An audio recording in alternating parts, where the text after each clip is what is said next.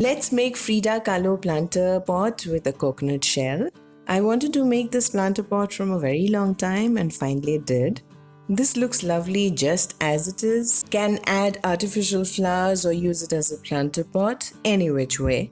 I'm Hilda and I welcome you all to my channel, HILDACRAFTY. So let's dive into this video to see how to make a Frida Kahlo planter pot. Broke the coconut in two parts, kept one part bigger than the other, made a hole as I wanted to make a planter first.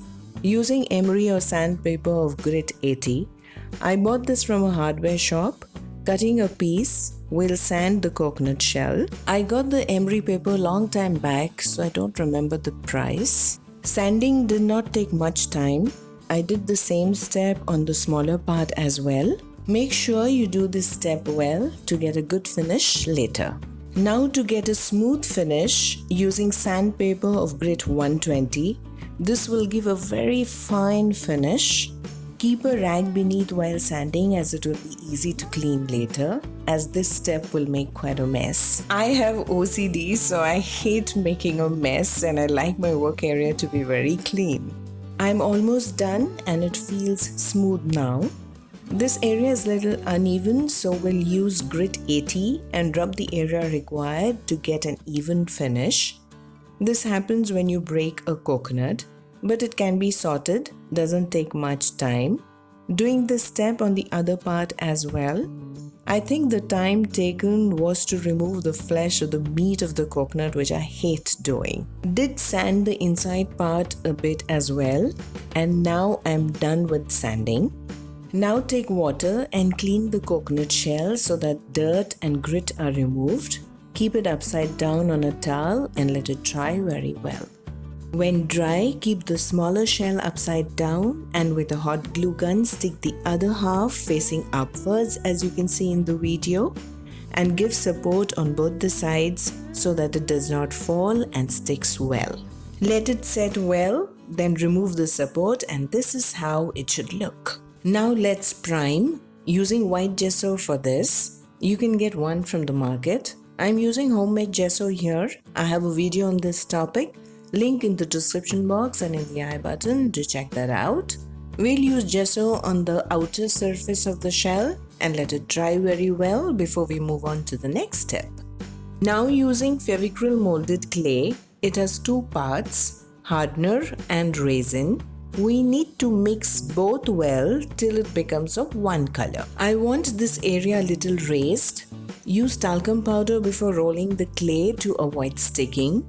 Fold the dough and stick at the back, which will become the area where we will add flowers for the lady. Let it dry very well. It will look something like this. Clay dries in 90 minutes. It's dry now and become hard. Okay, now let's move on. I got this from Amazon. This is a fondant cookie cutter. I will be using this flower one for this project. It has 4 sizes. Again, rolling the clay. Use talcum powder in the cookie cutter before using. It has a push button and the flower will come out easily. Just press the cookie cutter on the clay and twist and lift and push the plunger to get a beautiful flower. Now using the other 2 sizes to make flowers the same way. Felt the last size was too small, so didn't go for it. Made a few flowers. We'll use the leftover clay and keep aside to use before it dries. These flowers should be enough, I think. Now using PVA glue, Fevicol here to stick flowers to the raised area we created with clay earlier. We'll randomly stick flowers so that it looks good. This is how it looks and we'll let the flowers dry. Till then, we'll roll the remaining clay with my fingers to make a necklace for the lady. This has a dual purpose. It will help to secure the coconut pieces even better. Again, rolling the clay to make a thin chain for her, something like this. Using a heart cookie cutter to make a pendant, we'll cut a bit of clay to place the heart so that it looks part of the chain. Now to make ears, cutting a roll piece of clay in half and further cutting to get right size for ears. Stick one piece and making sure the other ear is in line with the previous one. and gave her flower earrings to make her look pretty. Let the clay dry very well. Then we use white gesso on all the clay work that we've done now and let dry. Coloring her hair black with Fevicryl acrylic paint. Okay, little bit about Frida Kahlo. She is one of Mexico's most celebrated painters. Frida's art often spoke of pain and tragedy she suffered throughout her life. First, after being struck by a bus at the age of 18 that left her body in shambles and caused her to endure more than 30 surgeries, having survived polio. Coloring her dress black as well. After the bus accident, she was confined to bed for 3 months. That's when Frida began to paint. Many of her best-known works depict her physical and mental suffering. Now using flesh tint 30 for face, ears and neck area. Having a white base helps any color to pop. I have a detailed video on this topic. Link in the description box and in the I button to check that out. She had black hair and would center part and braid it into a tight bun and accessorize it with headpieces and flowers, usually from her native country. Her paintings also show her wearing flowers as a celebration of her national heritage. I would like to add her famous quote here, "I paint flowers so they will not die." Yellow dots on the colorful flowers and on the red earrings as well.